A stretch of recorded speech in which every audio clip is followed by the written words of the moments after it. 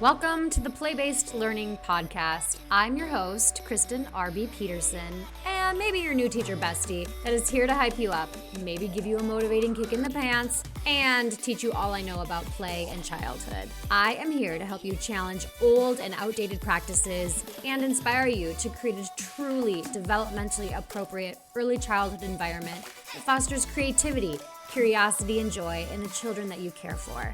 Let's set the stage for a lifelong love of learning. Let's get going.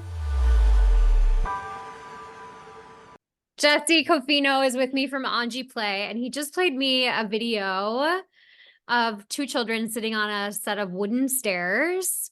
And he wanted to know what I thought about the video, me as the adult watching that, like what I gathered from it. So there's two kiddos, they're young. So I was kind of thinking they were, under the age of 2, probably, like 18 months, 20 months, maybe. 14 months, I want to say. 14 months, okay. And they were playing with blocks on a set of stairs, and they were playing with wooden blocks. And there was like a tub of blocks on one step. They were both sitting on the steps, and then they were working individually to stack blocks on separate sides of the stairs at first. And then one of the children decided that they wanted to start helping the other child and start stacking blocks on that side of the stairs. That child didn't want that to happen and just would nicely coming from my adult perspective, take the block from the child, or where they set the other child set it, put it back in the box, and just like let them know through. I couldn't really understand what they were saying sometimes, but sometimes I could understand. But she said, no, like block in here, meaning keep the blocks in the tub. Don't build on my tower. And they were celebrating when in like small random moments, they would start clapping with each other and like celebrating when they did like the smallest little thing. But there was a lot of problem solving going on. There was a lot of like play schema happening. There was positioning. There was, they were eye-hand coordination and working together as tiny, tiny little humans. And I saw joy. I saw play. I saw problem solving. I saw social and emotional learning with the tiniest of children. Yeah. That's what I saw. Fantastic. You're so perceptive and such a great observer. Oh, And thank you. there's so much going on there, and there's so much we could look at and think about and talk about, and like especially going back and looking at it again and like comparing your first impression to a second impression. I'm super curious. Would you describe it as like parallel play? Like what ages do you think parallel play is usually, children develop out of that? Oh boy. So generally it seems like parallel play happens in that toddler age range, but there was some cooperative play there going on a little bit. They were very young. Yeah. Which is interesting to me because a lot of times, if it seems when you're working with younger children, you're doing a lot more like problem solving with them because somebody wants something the other one has, and you're trying to problem solve accordingly. I mean, there was some parallel play at first, but then it totally overlapped into some cooperative play. You saw like potential for conflict, right? But you didn't really see. Oh yeah. No, there was, I Yeah. was waiting for it. I was waiting for a meltdown because that's what you see a lot of times in that age group is that if, like he set that block on her tower, she didn't want it there. A lot of times the reaction of a toddler would be to just start whining right away and look to the adult for like, are you going to do something about this? But she didn't. And I'm making gender assumptions here too. So correct me if I'm wrong. They didn't. And, and he is correct. And then she like put it back and just like kept repeating that pattern. And you can tell that there must be an adult in her life that, that guides appropriately so that they can see how to work through things on their own. Yeah, I mean, I think you bring up a great point, which is like the role of the adult in that video, right? So there's an adult Yeah, taking the video. You can look at it. I mean, we can go back and watch it just from the perspective of how the adult is responding to what the adult is observing. I think one of absolutely. the things we talk about in play and like we call true play is often Yeah, this characteristic of like a sense of time disappearing and like the fullness of like moments, right? So I think thinking about 2 minutes, right? That's 2 minutes of video. There's so much we could talk about there. I yeah, mean, my read on it, I can give you kind of my background on that. I think actually one last question I want to ask you about that video is yeah, like, yeah. what were the risks that you saw being taken in that? Okay, yes. So the risks were slippery stairs, wooden stairs, being on the middle of the stairs, and just the balance and coordination that that takes for a small body to navigate. I think that that was the biggest risks that I saw. Yeah. Any risks on like the adult's part? Well, I think that the risk on the adult's part is letting them have that tray of blocks on that step that was just a little too long for the step. I saw the adult's foot kind of hanging out there just to make sure that the blocks didn't slide Irresponsible. down. Yeah, yeah. Um, and the one thing I did notice is that when one of the kiddos did drop a block, like for me as an adult, I would have let the child take the risk to kind of go down the stairs to pick that block up. Um, and in this case, the adult like picked the block up and then but didn't respond in a way that like, oh, you dropped that. I noticed that the adult was quiet the whole entire time. And I loved that because I think oftentimes adults try to control play too much and put their own adult goggles into things, and we don't need to. And so I loved that the adult didn't say really anything at all. Yeah, and I think we can think of that as a risk in some sense, right? So like you were Yes. saying, so much of our work or our assumptions about toddlers is the need for adults to scaffold or to actively kind of Yeah. bring in their own problem solving solutions, right? And so there's a risk in kind of allowing that to happen. But I think something you keyed in on also is like the communication, the effective communication that's taking place between these two children and like the opportunity they're having within that 2 minute period to develop like effective, clear communication and have their needs met, right? So a degree of Yes. independence in like resolving, those challenges they might encounter as their play begins to intersect. And so I'll give you a little background, which is that I took that video. That was me taking the video. Oh, it was. Okay. That's my son is the boy, and then his friend Mia is the girl, and they had been together at that point for about 8 or 9 months in a shared care situation. Okay. This is a year into the pandemic. I was working from home, and their caretaker was busy, and so I was in the kitchen, and I had put those blocks there, that kind of wooden thing of unit blocks, on the stairs to bring up to the office because there was too many out in the main space. And so it wasn't intended as a space for children to be playing in, right? So that Uh-huh. wasn't an intentional play space. So you're right to key in on like that aspect of risk of having those things there, which was why I was putting my foot there. Mm-hmm. What I would say is they came up and I was there and they came up and I started taking the video because we can get more about that whole aspect of the work that we do. Yeah. Um, but what I saw there was really parallel play, like common use of a resource of material developing in parallel ways where I saw her stacking and then my son using the quality of the slope of the stairs to knock blocks down. Uh, Mm. one block on when she's not looking and like she's interacting with me, she looks back and after like 30 seconds she realizes it's not a block she put there, so her awareness is really strong of like what Wow. she removes it. He puts another one. She removes it. She says back. Then Yeah. when she explains it to him, when he puts it back, she claps, which to me is like teaching, right? Like it's a reward. It's communicating a reward for like like behavioral Yeah. compliance, Yeah. whatever, or respecting boundaries and accepting communication, clear communication. My son didn't get it, and she did it again, right? And then he finally got it, and then you could see his joy because for him, Yeah.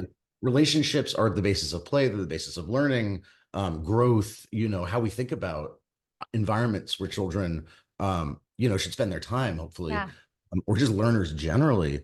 And so I think you see like a pretty sophisticated level of communication, like again, like teaching, like a child, like you're talking about a 14-month-old teaching, Yeah. right? And so I think that really, I bring that up to challenge our notions of like where knowledge comes from, how we think about teaching, and to say that like a lot of what I would talk about, we're going to talk about, or want us to think about, it was what does it mean to give children time and space? Like, what does it mean to have a definition of safety and care that involves a degree of like a minimum necessary degree of structure, but really gives children the time and space to take risks that may be physical, but also might be emotional or cognitive, but that allows us to like see and discover and capture and then share and reflect together on like moments of really deep learning, like profound learning, and things that again like Yeah. challenge our assumptions about child development, challenge our assumptions about what learning is, and challenge our assumptions about what we can do as educators and like what our role is, like vis-a-vis. Absolutely.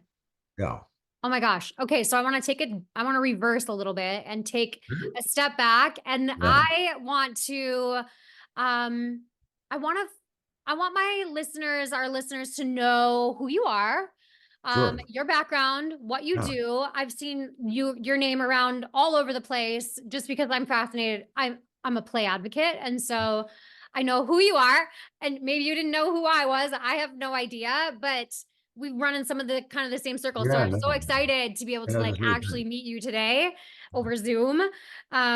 So I do not know a lot about Anji Play. I actually had signed up to go to an Anji Play conference in Wisconsin right before the pandemic Yeah, hit. pandemic. Yep. Yep. And then I couldn't go. And I was so excited to go and learn more because it's right up my alley. And I've been checking the website to like see when it's going to be open again to go over to China and visit. Yeah. And not yet, but hopefully Yeah. someday. Yeah. Soon. So I'm just so excited to have this conversation with you to learn more about what Anji Play is. A lot of times I'll bring up Anji Play and people have no idea what it is. And also, the interesting thing is I speak in schools all over the United States, and I know you probably do as well. And a lot of times I was just in Alabama and I was with an amazing group of educators. And I asked how many of you have ever had professional development around play or play-based learning and play-based learning? Zero, zero. They didn't know what play is. They don't know what it actually is. And so Anji Play is just it's like a whole nother layer to that, of So course. I mean, they didn't know what Reggio was and they didn't know sure. what Montessori was. And so like I would love for you to describe Anji Play for the Absolutely. listeners and just give us some Yeah, and background it's about quite a Anji journey Play. I'm going to take you on. It's quite a Okay, journey I'll take, and amazing. I'm excited for I'll this. see how compactly or economically Okay. I can Okay. describe it. It is a story, and I just want and thank you so much for giving me this opportunity to share Of more course. with Yes. your audience, the people that you work with. Yeah. I mean, so really, like, my name is Jesse Coffino. I live in the Bay Area of California. God, maybe 12 years ago, um, I received sort of a communication from somebody I knew who had a background in early education, who had kind of come across um, something that was happening in like a rural county of Eastern China. Mhm. She said this is like it's going to change the world. It's an epistemological shift. It's like it responds to like kind of the crisis of human learning and understanding in the 20, et cetera. And to me, it seemed a little bit um, extreme. I had a background in China. I speak Chinese. I read and write Chinese, and I was just Okay. That's where become a the parent. connection Yeah, is. I was just about to become a parent, and so I agreed when Miss Chung, the founder of this approach, first visited the United States in New York, and I was in New York to translate a PowerPoint that she was going to deliver, and 150 pages. I was blown away by the clarity, the specificity, and I got it. It made sense to me. And I provided a translation, and I guess I was being compared against another translator who had a background in early education. And my translation made the more sense because it was a faithful rendering of what Miss Chung and her educators were speaking about, and not situating it within sort of Western or global like academic discourse language, right?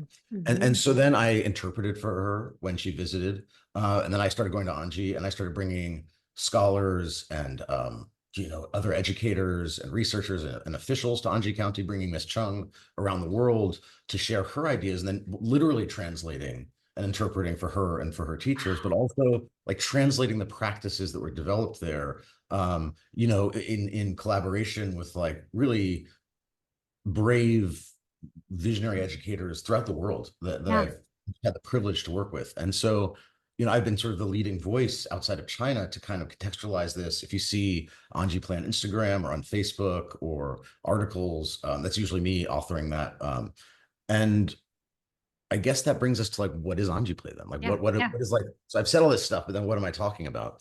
And really, it kind of begins with like a shift that happened in China in the mid to late 90s when the Ministry of Education put into place policies that said that play should be the fundamental activity of public early, what they call kindergarten, public early Okay. childhood, which is ages 3 to 6, is publicly provided. It's subsidized, but not free. It's not compulsory, and there's no mandated curriculum. So there's local autonomy to decide what happens in those schools, as long as they meet very vague, broad guidelines, like around development, but also around like play being the sort of fundamental activity. And we could go into Mhm. more detail around like the language around play and creating an environment of safety and love and connection to family, et cetera. Like there's a lot in that policy. But the upshot was that in Anji County, Miss Chung Shui Chin, who is from Anji, had worked as an early educator in Anji County after getting what's equivalent of an associate's degree in the United States. In the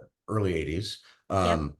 She rose through the ranks and became the administrator in charge of all public early education for the county. And actually, in her first few years, like 2000, 2000, 2003, a lot of her work was separating early childhood programs. There's maybe 4 central kindergartens, separating them from the primary schools because the primary schools gave them no resources and looked down on them.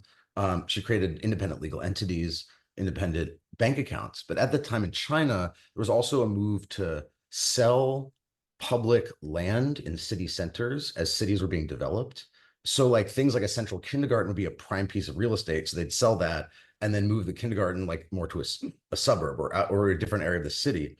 Which she did was she like took out mortgages, her and her principals, to actually keep those central kindergartens like part Wow. of like the public provision. Then it's a really fascinating story. Yeah, it is. Then, because at that time, the current president of China, Xi Jinping, was the party secretary for Zhejiang province, where Anji County is located. He visited Anji County because it's known for bamboo. It's the #1 bamboo producer in China. It's known for environmental stewardship. Like the UN recognized it for its ability to manage its land and to provide clean water and fresh air for its primarily rural, but also somewhat urban residents.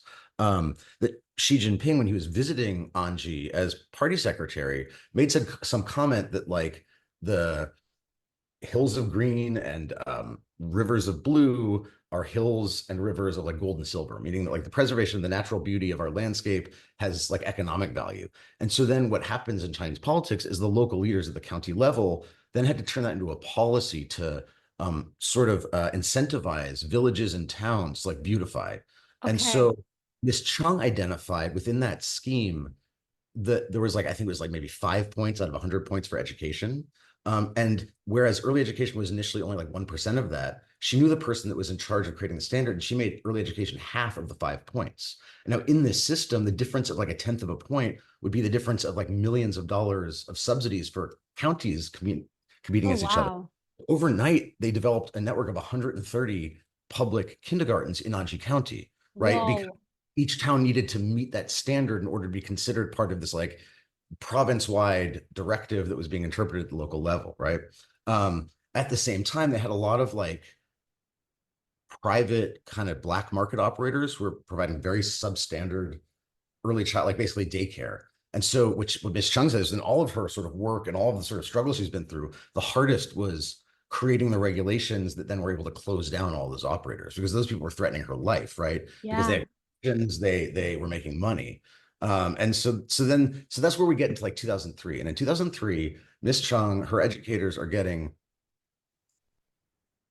new kind of like draft Ministry of Education guidelines that say that in these newly created schools that are now serving 14,000 children ages 3 to 6 in her county, like 99% of the children that age, a full day, 8 a.m. to 4 p.m. or whatever it is, that they should be playing, right? And so they go to work creating these like really rich center-based environments, like rich play scenarios, lots Yeah. of like materials that were very realistic out of bamboo. They were winning awards. Parents and grandparents were coming in and making stuff out of bamboo. They were being recognized, and they were being rewarded for their hard work. What Miss Chung said is that when she stepped into her schools, she saw children that were smiling with their Mm. mouths, not with their eyes. She saw teachers, educators that were exhausted from creating materials and stepping in and scaffolding and helping problem solve and trying to get children engaged in play. And Ms. Chung said, well, wait a minute, like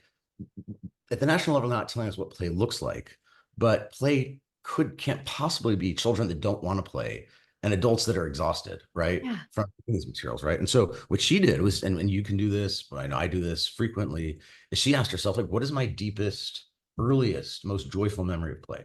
Mm. With the idea that, like, if our job as educators to create spaces for play, like we have experiences of play, what we're seeing clearly isn't play. So then what is it supposed to look like, right? And I Yeah. think it's something that we all grapple with, because I think there are all, it's like, oh, there's this kind of play and that kind of play. There's Yep. animated play, there's this play, and it's all this vagary around outcomes in play and around particular kind of adult views of like what play services, what Mhm. ends, right? And so she asked her teachers, the principals, the parents and grandparents, the guardians, the family members, the same question. And what they realized was that, like, many of their memories were similar. They're all very different too, but they shared a lot in common. Oftentimes outside, um, almost always a sense of time disappearing, Yeah. uh, risk, relationships, family, friends, being outside of, like, never did the memories take place at school. Right. Rarely, rarely with toys or things that had been given or wanted. Um, but in almost every instance, and it may have been play that was in groups or alone. I mean, oftentimes people have these really deep memories of just being by themselves and Yeah. connecting with nature in some way. Hmm. Um, in every instance, it was like deep and uninterrupted engagement in the activity of your own choice. Yeah. And so what he said is that is going to be our definition of play, right? Deep and uninterrupted engagement in the activity of one's choice. And then based on that, they made a decision to, like, just step back and observe. Hmm. And for years, they developed a comprehensive set of evolving practices, like a philosophy, like an epistemology, really like a view of learning, a view of the environment, that really does reflect the value of the tools that are our environment to create the safety for children and adults to really, like, joyously grow and learn together, right? To Mm. discover the world in themselves in ways that are valued and balance the needs and rights of individuals and the needs and importance of, a group, right? And so I think that, in my work, I've done a lot of work. And so this is developed in Anji, and the materials. A lot of times people think about Anji play in terms of like ladders and barrels and planks, which is interesting. And this was like a big thing for me in bringing Anji play, even coming up with the name Anji play, like translating it from Chinese, or I was tempting 5 years ago to get really involved in the risky play movement. But Yeah. for me, what's really important is that risk is A, not just physical, and B, is always built on a foundation of safety or love. And so when everybody was moving towards risk, I was moving towards safety. I was reframing our idea of risk as the outcome of a fundamental an environment that's fundamentally safe. Because if it's not, then it's a hazard, right? And so I think that these ideas put into practice have meant that we work with. I mean, I've worked with Head Start and early Head Start programs, all over the United States, library programs, private primary school programs, high school after school programs. I work with graduate students and colleges. I've worked at lab schools that are teaching teachers. I've worked at magnet schools and what do you call those, charters, public Yep. charters, Yep.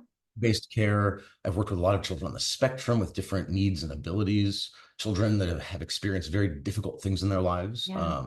I've worked with educators in like every continent, and you know really amazing minds that have been thinking about what are really I don't like to use the word optimum, but what are the environments for children that allow them to learn and grow, Yeah. like in a safe, meaningful way, right?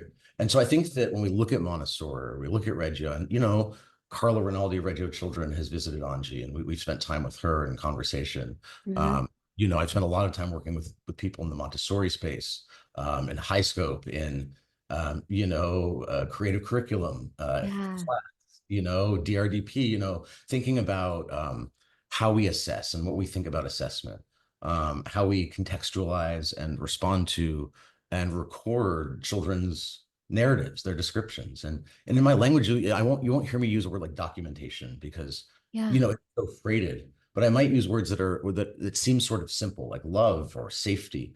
And I'm always and I think that if we think about the five kind of interconnected principles of Anji, which are love, safety, and that includes love includes like a child's need for agency and play with minimally structured, open-ended materials, and somebody who's listening to them. So love, safety, risk, joy, engagement, and reflection. And reflection is critical because reflection in Anji can look like children watching videos of their own play that day and leading a discussion without the kind of guidance of the educator in terms of insight, guidance from the educator in terms of, oh, here's how we listen, or, please tell me more, right? Reflection can look like that. It can look like a child in Anji every day drawing a picture of their play and the educator writing down the child's own words. And rather than when we think about documentation, maybe an interpretation of the child's learning, this is the child's direct description, right, on a daily basis. But reflection is also in that moment, right? When a child is engaging with blocks on the stairs, putting your foot out because you're reflecting on, an unintentional space and the potential outcomes of the child's engagement in that space. And like, what are the factors that are beyond their control? But reflection critically in Anji play and the work that we do includes reflecting on practices and making changes if it's not suitable for our larger values. Like if we find that a particular practice of reflecting with children is leading to children not having the depth of reflection that's possible in another setting, then we change how we approach reflective practice. And I think there's a lot that a lot of other approaches don't allow for. Like there's not a fundamental invitation to always be I don't think Montessori says you should be Montessori. I don't think Dewey says you should be Dewey. Yeah. I'm not sure Kawaguchi says you can really be me. So I think that in Anji, we can all be intentional about creating environments for children that respond to their needs. And we can all be intentional about how we think about and respond to how they are as people in the world, right? And so that's the invitation of the work. And it's brought me into contact with, like I said, so many incredible people like yourself. Oh, thank you. Okay. Two questions. So we'll start with, what is the role of the adult in an Anji play environment? Well, I think that the role of the adult in the Anji play environment is to create a fundamentally safe environment with access to minimally structured, open-ended, diverse, ample materials, right? Yeah. Time and space to engage with those materials. The provision of safety and clear expectations. So not allowing a child to hurt themselves, not really allowing a child to seriously hurt the others of the environment, but like creating safety through what I think sometimes is shorthand is like kind of unconditional positive regard, seeing the child as deserving safety in the moment, irrespective of any future outcome. So in a lot of ways, it's the role of the adult is letting go of a sense of certainty about how a child should perform in relationship to a particular template or trajectory we have for their learning or participation, with the knowledge that if we create an environment that's accessible enough to the child, that allows for independence, where the expectations are clear and children have time and space to do them, that you do create structure for the child, right? Yeah. And so I think the role of the adult is in creating those environments. And so safety to me includes that structure, like how children have time to engage in routines, but it's also safety that comes from like healthy emotional boundaries and like listening and like, the value of seeing the child's voice and their description of their own experience is perhaps having more truth value than our explanation of their experience or what they're learning. And I don't think most approaches invite us to prioritize the truth value of the child's like lived spoken experience over our assumptions about what they should be doing, what they are doing. Like, oh, they're tired, therefore this, or oh, they're engaging in this kind of learning or that kind of learning. And it's like a big invitation in this work is to create safety for uncertainty, because that's where learning happens, right? Like risk taking is doing something based on a prediction with an uncertain outcome, right? And so the basis of the scientific method is not to prove a direct causal relationship, but it's to disprove alternate hypotheses. Like science never really claims a one-to-one direct causal relationship. They look at correlation, but they're just rejecting other explanations.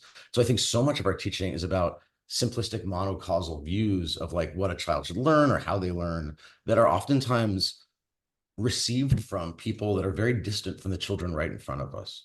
when I think of the role of the teacher in Anji play is to really learn from the children in front of us and understand that we're the master educator, we're the expert, and our Mhm. expertise has to be based on evidence, and that evidence is the children in front of us. And so if that evidence is pointing to some challenge or conflict, then what in the environment, what in the relationships, what in the expectations are not meeting children where they are. But what's interesting is that even in programs in the United States that work with infant and toddler, fours and fives that are receiving federal money, that do have curricular fidelity, that is a requirement of their licensure, right? And their continued funding. They have to do class. They have to do, observational based Yep. assessment. They Mhm. have to do whether it's, plan to and review or whatever it is that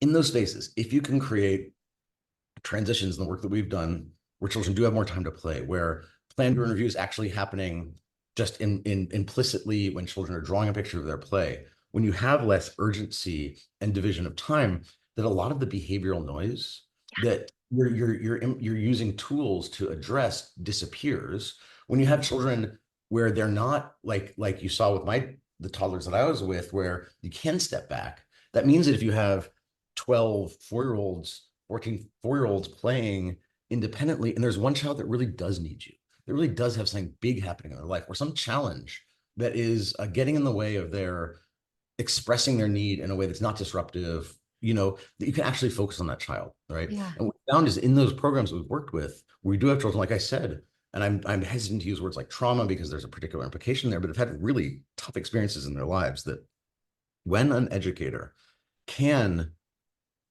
see the antecedents of the child's behavior, right? Knowing that they're going to start turning on and off the lights or throwing blocks when they're Yeah. not getting attention in this situation, when they can be aware enough and reflective enough and observant enough to see those antecedents and then provide a direct one-on-one relationship, not steering the child to any like strategy, but even just being there and holding space, but proactively not allowing them to to injure the order or the needs of to not negatively impact other people, that we see is over months, over 6 months, 8 months, the children respond to the child in the same way. They take the teacher's approach of space and time and listening, and you see an environment. And I often talk about teachers really at the end of the day, the educator's role at the end of the day is to create an environment that can absorb every child, the needs of Mm. right? What is the environment? Because I've seen environments where you have children on the spectrum who are sitting there listening to their friends talk about their play, and the next day enter into the play because they've heard the story, what's going on. Yeah. Social things they can pick up in play because they're able to listen to their peers, they can go be a part of, right? Yeah. Children that have quote unquote big behaviors that because if a child needs 20 extra minutes of play, they can go and like toss things around or push things around, and that's a value, then you're not having to restrain them in table time, right? Yes. Yeah. That is something that I tried to, so in my work, I generally end up in front of audiences who don't really who've I mean, they're teachers who have never really left a traditional classroom. And so that's their whole experience is like a traditional form of education. And so I very much spend most of my time trying to tell people the benefits of play and letting children play and stepping back and letting go of that control and all of the nuances that go along with it. But that's one thing that I really try to like nail in hard is that when you let children play, those and quote unquote misbehaviors, those challenging behaviors, they start to dissipate because when children can make choices and have like control over their own time Well, and and also the feeling of respect, right? So like the child yeah, is respected, the more likely to respect the expectations that we have. yes, If our expectations are not absolutely. shifting or hypocritical, like they're more likely to want to incorporate those or model those in their own lives, right? Yes. So I found so much validation in what you were saying there that like those behaviors that we find challenging as adults, they start to like disappear.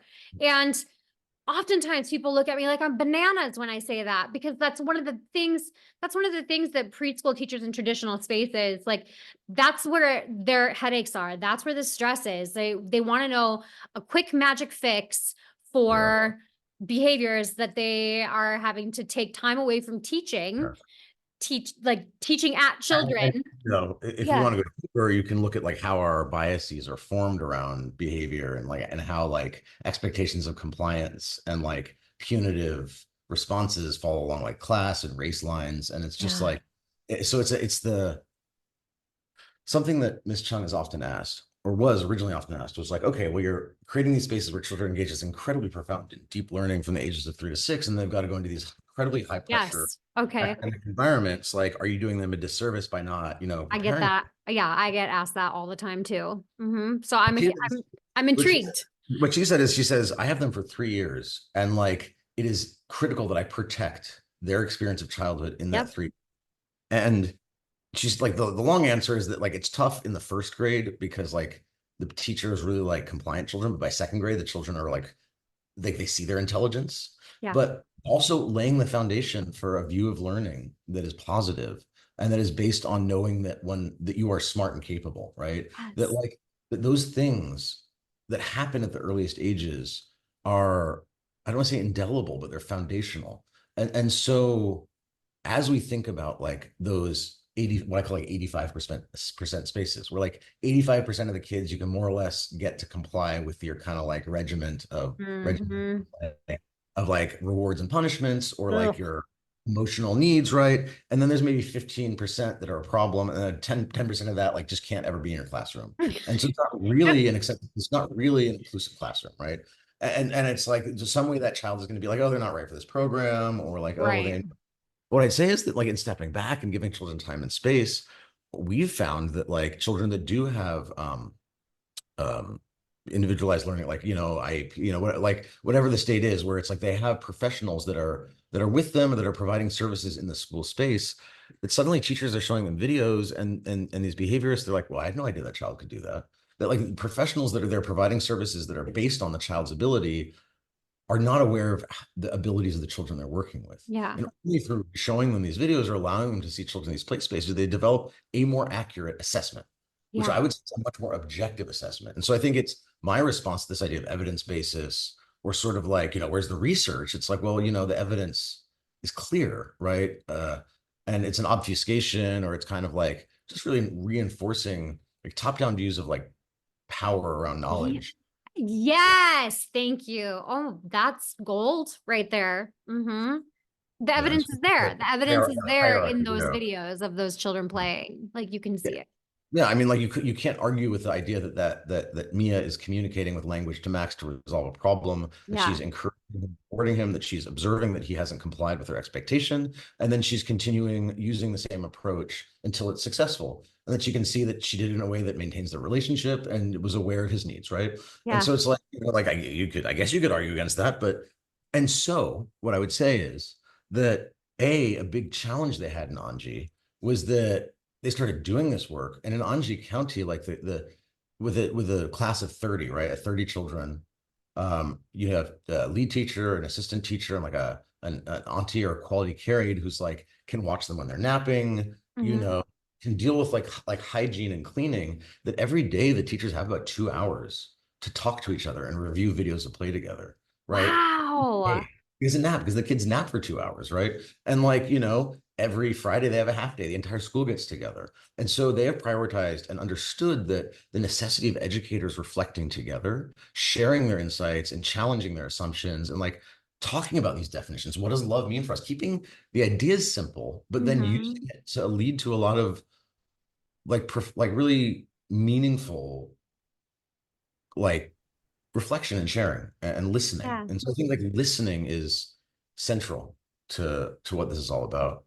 And Interesting. Yes. Okay. So this makes me want to ask the question of what is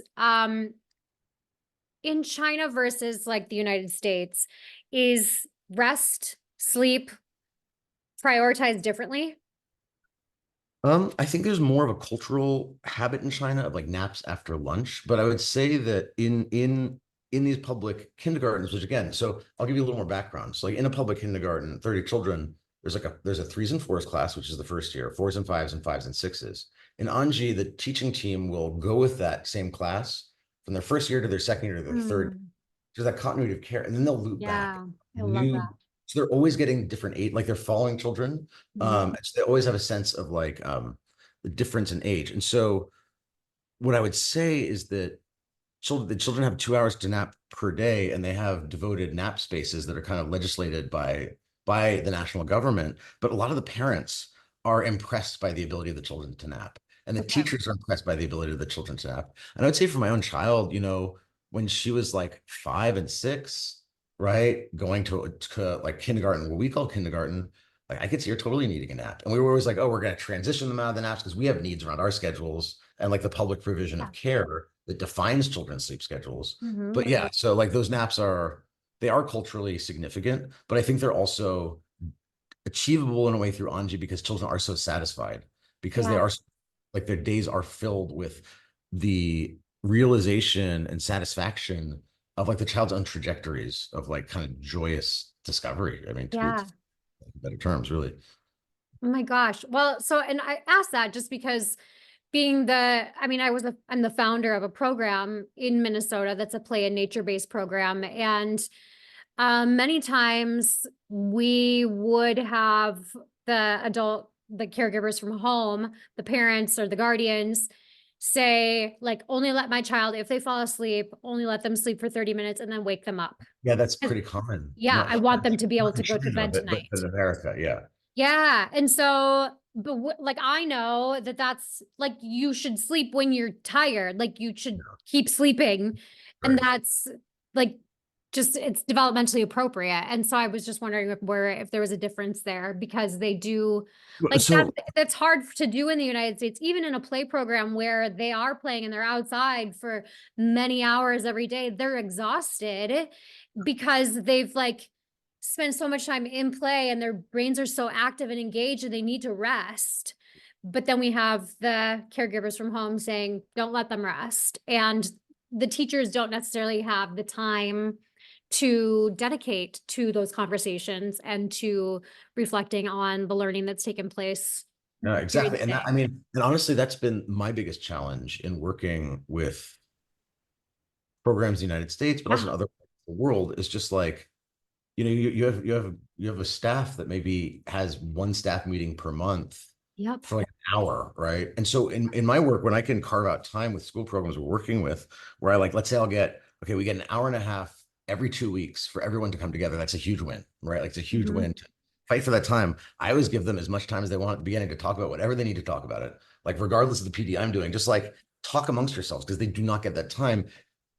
And in our work, needs responsive, meeting people where they are, like educator needs, like they have a deeper need to deal with immediate things than to talk about play. And so only when they get past that can we be in a place where we can talk about something beyond that, right? And so Mm. if I can provide that space, then it's a more responsive and care based and more reflective of the principles that we believe in, but it's also just like much higher yield because it's like a practical decision about what's going to lead to more insight or openness or willingness to share or like just Yeah, peace of mind that you can do something else, right, for a moment.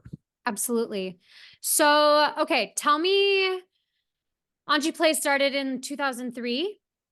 I mean, I would say that 2006 is when they really took that step Okay. back. Yeah. Okay. And then when did it kind of like melt over here into the United States? I mean, it only really came to the United States when I started writing about it and talking about it and Okay. set up the Instagram page and started getting her invited to things and like raising money to bring people over there and like taking out credit cards to like bring like academic, like people from MIT and whatever, just like over to Oh China. my So I think I gosh. started like what, like 2012, 2011 to 12, something like that. Okay. Yeah, like there was no word Anji play in English until I was like, oh, we're gonna call it because it's Anji OC in Chinese. Yeah. Like so yeah. Oh, interesting. So you're the one who actually named it the English name, Anji Yeah, Play. yeah, absolutely. Oh, And came up with funny. the idea of fruit play and like, like those words, I mean, are translated from Chinese, but creating those names. So yeah, Wow. I mean, and then since then it's really just been about like sharing it as openly as possible with as many people as possible and supporting people in the work of kind of understanding what this means for their practice and like what is possible. And so a lot of it is just like trying to find this like affordances of agency within pre-existing systems to like to take a moment to connect, to reflect, to create spaces and time for children. But then Yeah. it's also to creating like, here is the from scratch up school or library program or after school program. Yeah. What is your goal here in the United States or around the world? Like, what is Jesse Coffino's goal for your work with Anji Play? That we prioritize creating systems where,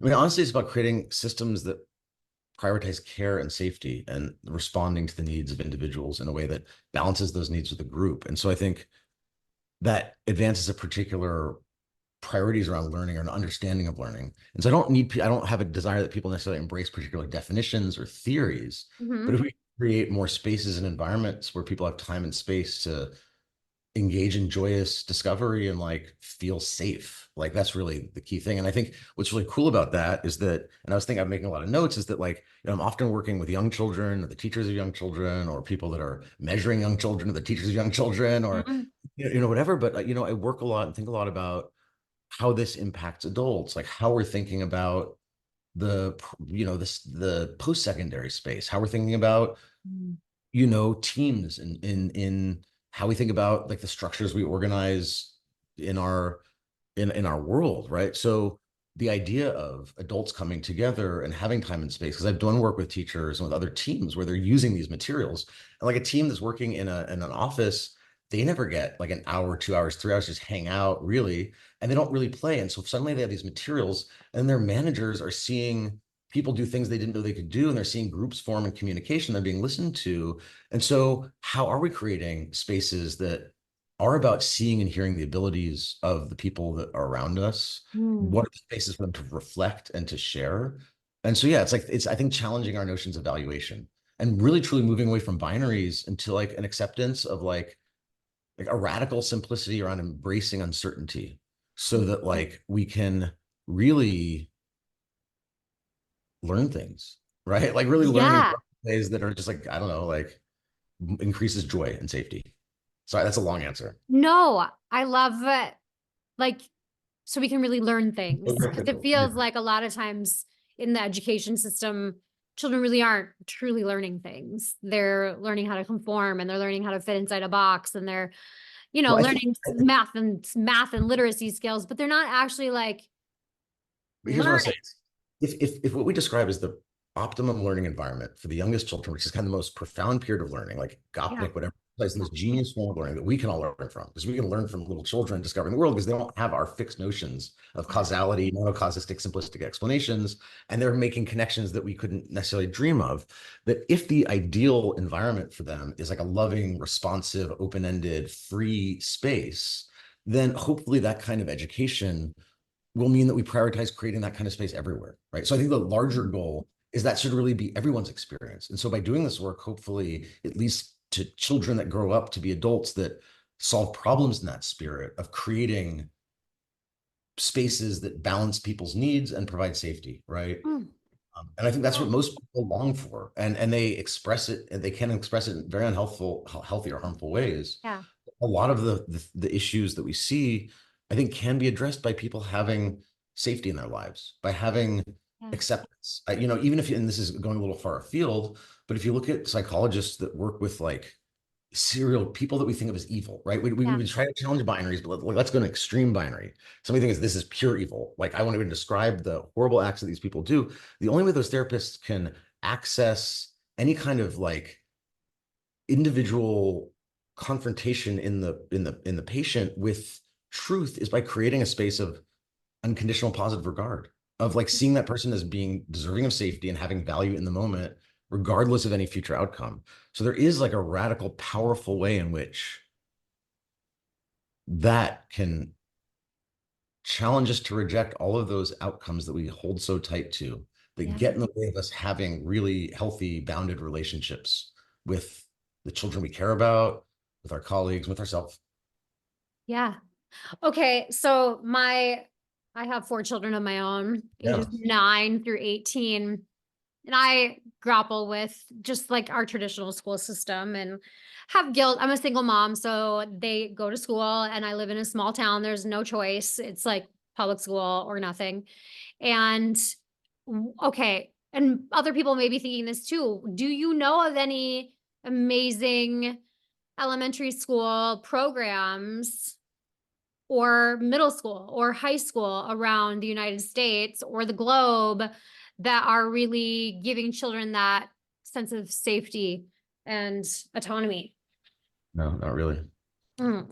I think I could draw on a piece I of was like paper. I was waiting to write a list of all the places I have to I move. could, we could figure one out together, but like, no, but I'm serious. I think that I'm sure there are spaces like that that exist, but I think in terms of just really, I think primary educators or high school educators being humble enough to accept that the primary responsibility is to provide care is Yes. that is a bridge too far. Because and I thought of this during the pandemic, there was like all this stuff where it's like there's always been this like kind of internal struggle in early education to say we're not caregiver, like we're not doing just care, blah, blah, blah, blah, blah. Yeah. And I think that we think of the professionalization of primary school teachers as them being not childcare. But I think that during the pandemic we saw that like, but no, they have our children most of the day. And optimum learning environments are about care and responsiveness, individualization, like safety to discover and take risks, right? And so I think that unless an educator embraces the notion of their primary calling being one of care and relationships, you're not going to see a success in what I would consider like really a successful approach to every child learning at those ages. And so they might be work for children that are conditioned to or who are fall within a particular distribution, right? But I was thinking about how a lot of these ideas, risk, uncertainty, care, safety, blah, blah, blah, like a lot of the science is bearing that out as really the basis for learning. Like this is not just woo woo, like funny words that Yeah. like pull on people's heartstrings. Like there's real science around this. And I obviously Anji Play doesn't take positions on electoral politics, and I don't really share that either. But it was interesting to notice in the last few days, a recently selected vice presidential candidate with a background in education talking about ideas like joy and love. Like Yeah. love was really something talking about. And what was interesting to me is thinking about, okay, so you have somebody who was a teacher and is an educator, that a value of an educator is to make He's my clear governor. clear. And we work with a program in Duluth that is really great. Yeah. Yeah, and so like, clear, summarizing things in clear, understandable terms. But I thought, okay, well, there's a little bit of a tension here that like labeling somebody as a weirdo is like kind of a binary. It's kind of creating an outsider. And what I noticed today in a rally that your governor dialed that back a little, actually. He was like, he had reflected on it. It's like this, this isn't about other people being bad, right? And so I think that that responsible educators are aware that we're not perfect and but to be honest enough to think about and be intentional about how we communicate is really important. And so it was interesting during that speech at a rally, there was somebody in the audience who needed water. It was really hot, and so like 2 minutes of the rally were spent around him helping to coordinate her water care, right? Yeah. Talking about care. And so I was at a bar last night and the song I'm a creep came on, right? And it's like I'm a weirdo, and I was thinking like we're supposed to sympathize with that, like we're supposed to, if we're providing unconditional positive regard, it's the weirdos that we care about too. We care about everyone, right? And so it was interesting to see. And so it'll be interesting to see how that plays out. And so, but I think that these are both really challenging ideas, perhaps somewhat revolutionary, but also very foundational and Yeah. kind of like, I'm gonna say straightforward, but hopefully something that we can all get around, regardless of our political orientation or whatever. That think about care as a central role of community, right? Yeah. Interesting. It's making me kind of think about care also as a parent and um just yeah, I wish that I wish I could do different for my kids But because like they go to school for 7 hours a day and I don't know any of those adults in that building. I don't know anything about them. I don't know what their values are. I don't know how they're caring for my child. Are they caring for my child? Do they even care?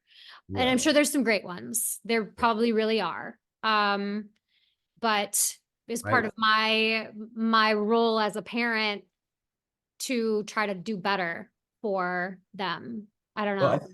I think also being honest with yourself, giving yourself grace, I think as a parent, something I think about is empowering my children to feel that they can communicate their needs, but also so that they can seek out other people that can respond to their needs. Yeah. So, insofar as setting aside my like, oh, well, I want teachers to set aside outcomes or expectations. Like, all right, I'm not going to schedule my children around a lot of things that they haven't actively chosen themselves, right? Mhm. Like maybe they just need to watch TV when they get home. I'm not going to worry about screen time, on school nights because guess what? They've had a high pressure situation where they're having to exercise a huge amount of like self-regulation, blah, blah, blah, social parts, Yep. whatever it is, right? Like how am I nice to them? How do I let go of what my emotional needs are around particular outcomes?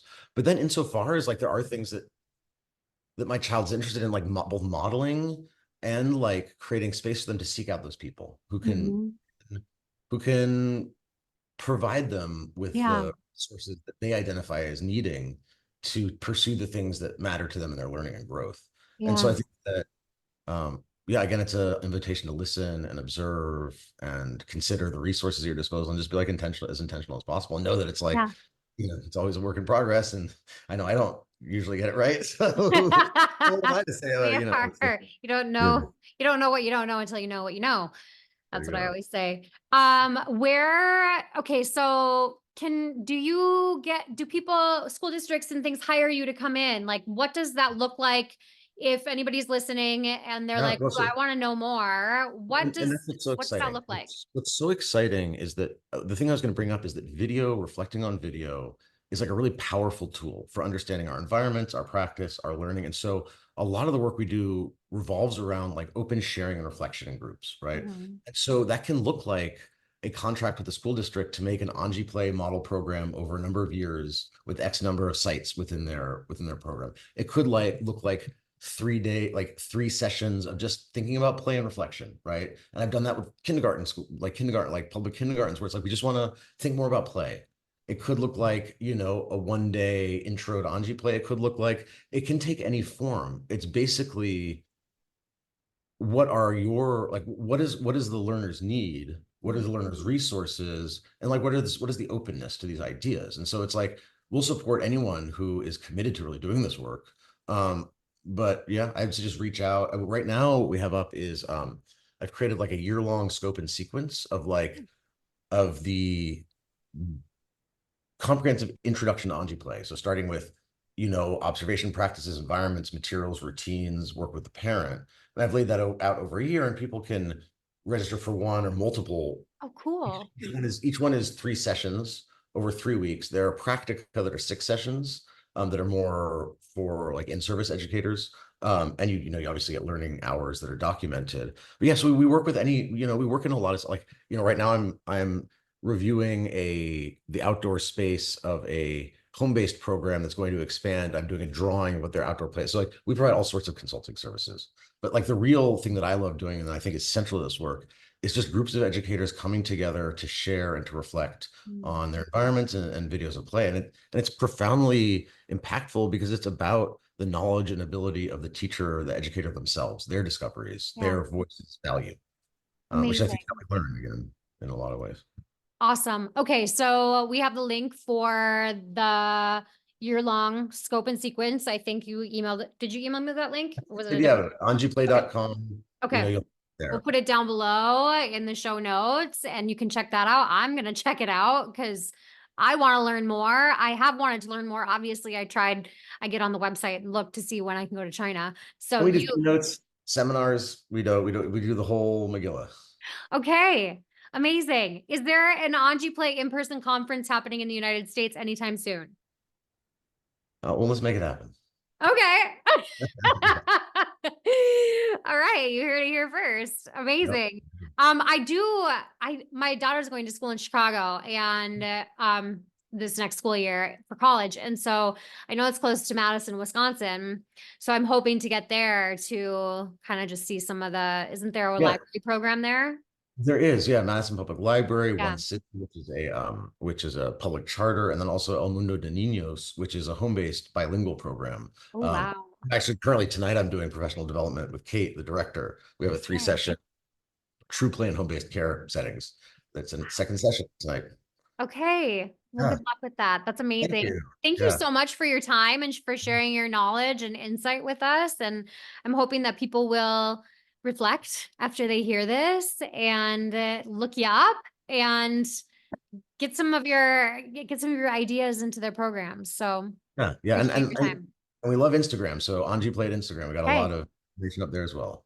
Amazing. Awesome. Well, thank you so much, Jesse. Thank you so much, Kristen. It was really a Uh-huh. pleasure. If you liked what you heard today, share this podcast with your coworkers, admin, or maybe even your partner. And I love getting 5-star reviews so more people can embrace play. Hit follow or subscribe so you never miss an episode. Or connect with me on Instagram or my website, KristenRBPeterson.com. Until next time.